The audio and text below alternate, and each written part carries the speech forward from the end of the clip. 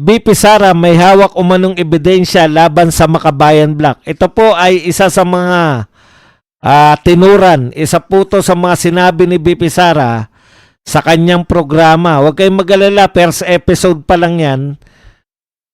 Mga susunod na episode, nabalitaan ko, mag-preview tayo ha. Mukhang yung tungkol kay, parang narinig ko si BP Sara kasi nakinig kami ng bandang huli. Pagkatapos ng namin na dumaan kami ron na napakinggan namin, parang sinasuggest ni BP Sara yung mga gusto niyang topic. Ano ba yung narinig ko? Kay Madriaga, di ba? Yan. Maganda mga topic sa susunod. Ito po, nakakatuwa po si BP Sara kasi palaban na po ang ating Vice President. At maganda po to, may programa siya para hindi po nakokorap. Alam nyo po kasi, pag preneskon lang po yan, alam nyo, malisyoso tong mga bayarang media. Pag nag-preskon si BP Sara ng mga taga-taga, una, yung mga tanong nila, 'di ba? Laging yung biases nila lumalabas sa mga katanungan nila. Ikalawa, paano yung sinabi ni BP Sara dun sa press con, paano natutwist pagdating na sa binabalita nila?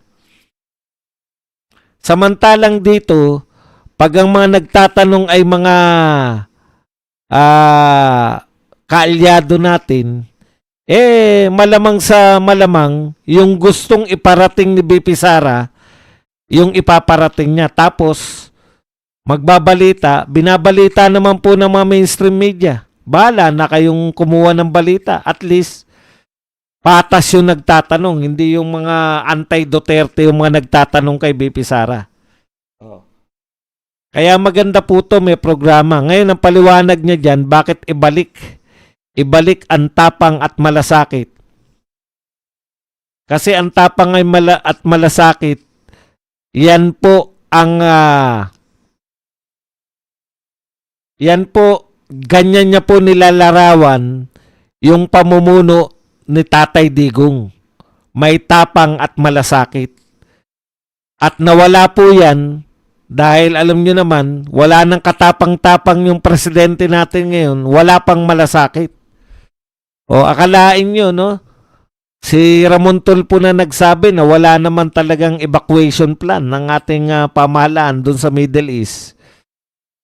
Ang una po pong problema ng ating Pangulo, paano yung remittance? Paano raw makakarating sa Pilipinas yung remittance ng mga OFW?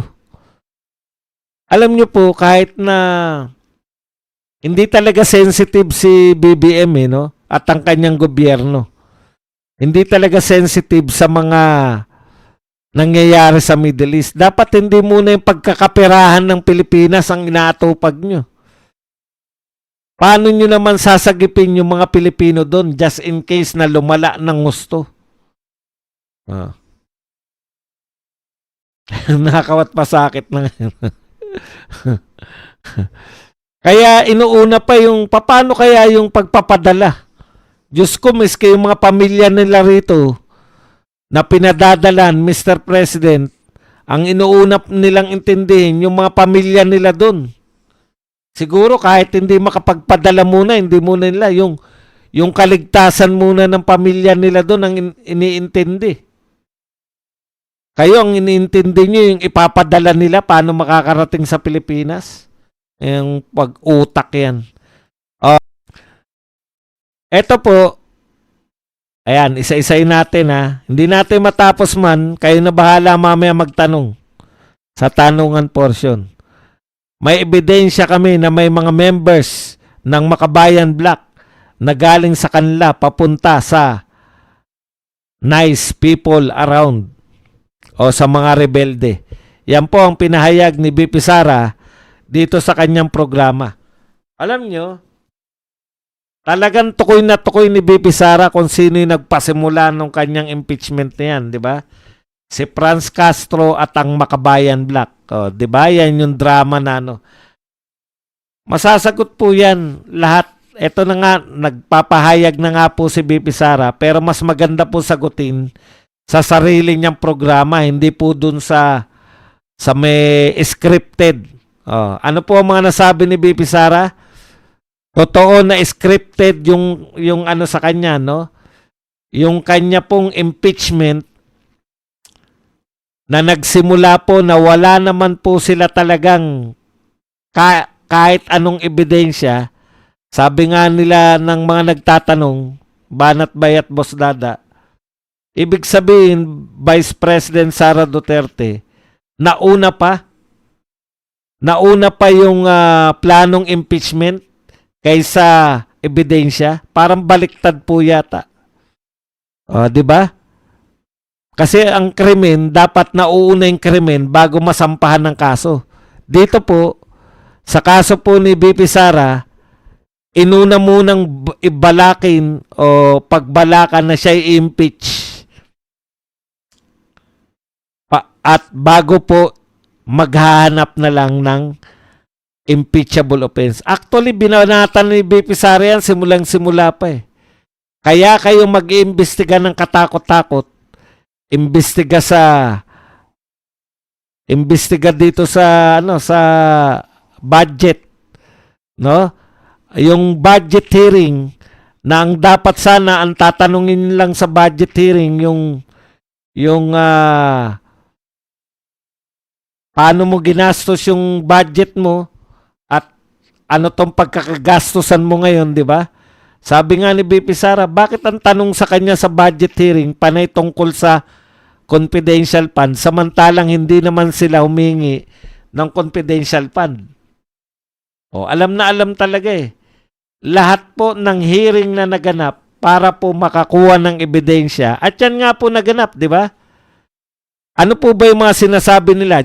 Lahat po yan ng ikinaso nila o yung mga tinatawag na grounds for impeachment, dyan po nakuha sa mga investigasyon. Ibig sabihin, wala po silang malinaw na ibinibintang kay BP Sara nung magsimula yung investigasyon. Dyan na po nakakuha sila. Pati po yung paglalabas ng AOM, nakita po ni BP Sara na may ugnayan din, no? Kung maglalabas ng mga AOM, meron silang ibibintang na kay BP Sara. Kaya nasasagot naman daw ni BP Sara yung mga AOM. Nasasagot naman ni BP Sara yung mga tanong ng COA. In fact, kaya nga sila nakakukuha ng matataas na grado sa COA eh. Dahil nasasagot nila lahat. Sa simula pa lang, pinagplanuhan na nila si BP Sara na ma-impeach. Dahil nga po, ang balak nila muna, sa simula muna, si Martin Romualdez for president eh. Mukhang ngayon, nag-give up na si Martin eh. Wala nang effort yung mga tao niya eh. Tapos, kasunod po niyan, pinagplanuhan din yung anong tawag doon? Yung pirmahan, di ba?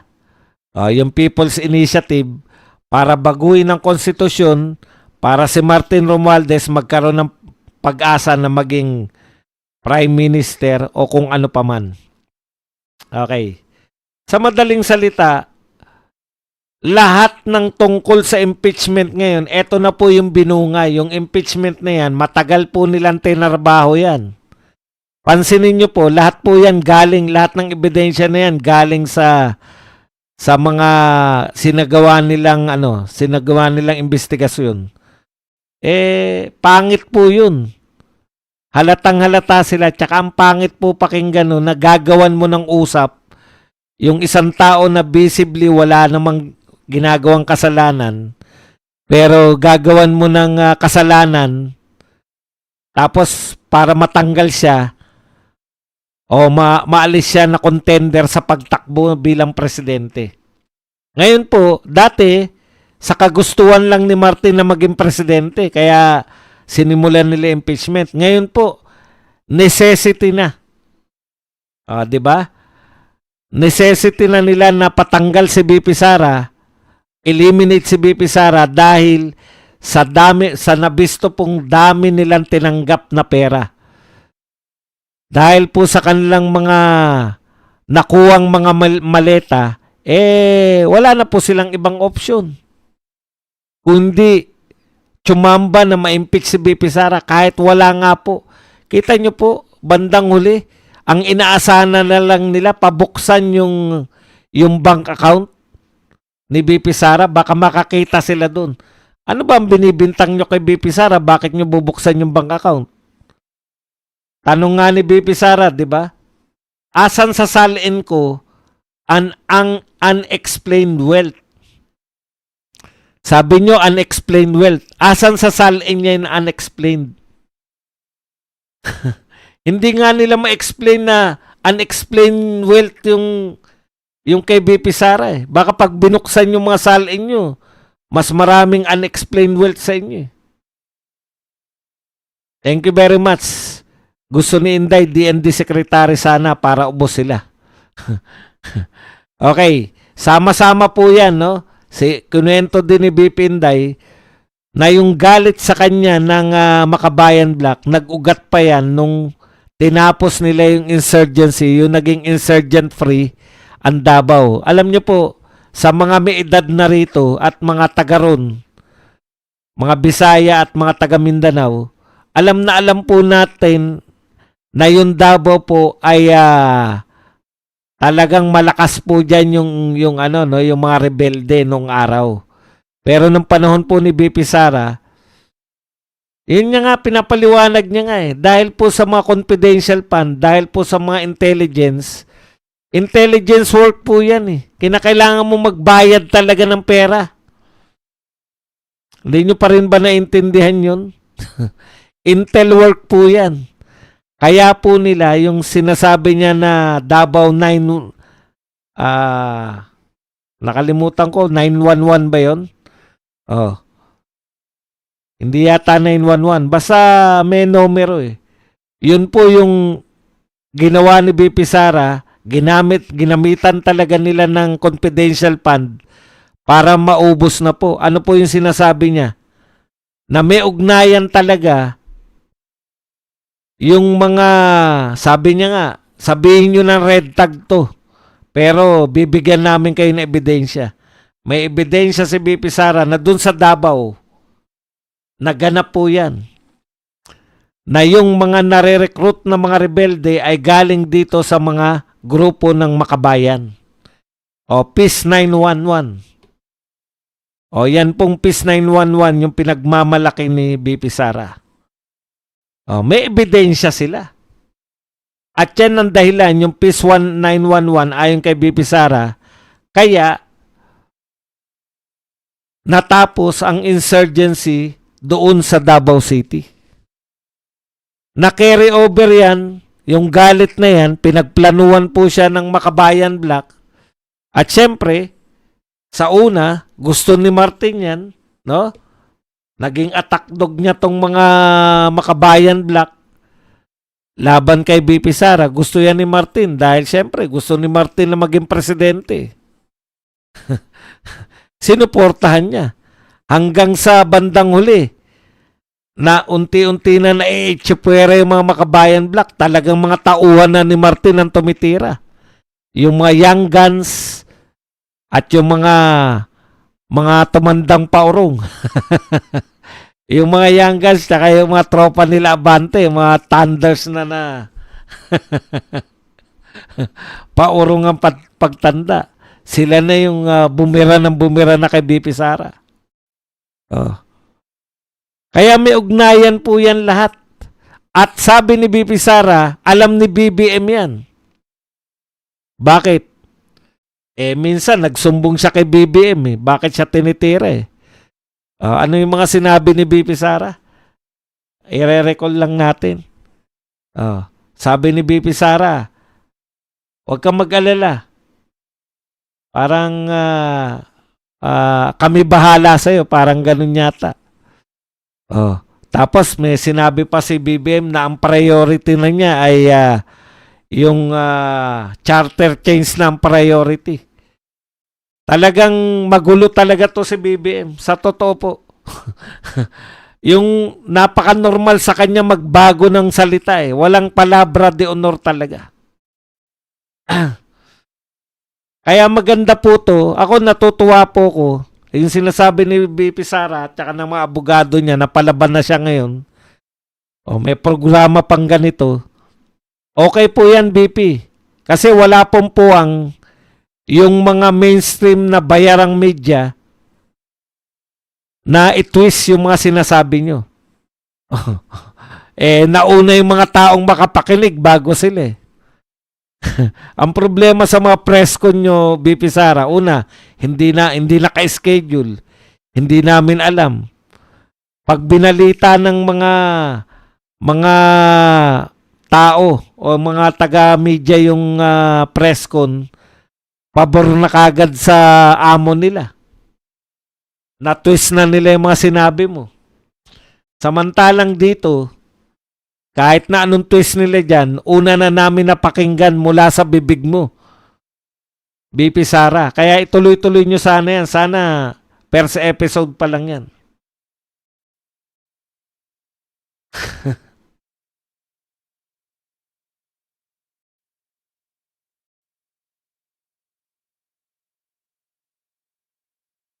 Minsan nga marami ang nagsasabi, yung mga dati rebelde, na-recruit sila galing doon sa Makabayan Block ng mga party list groups.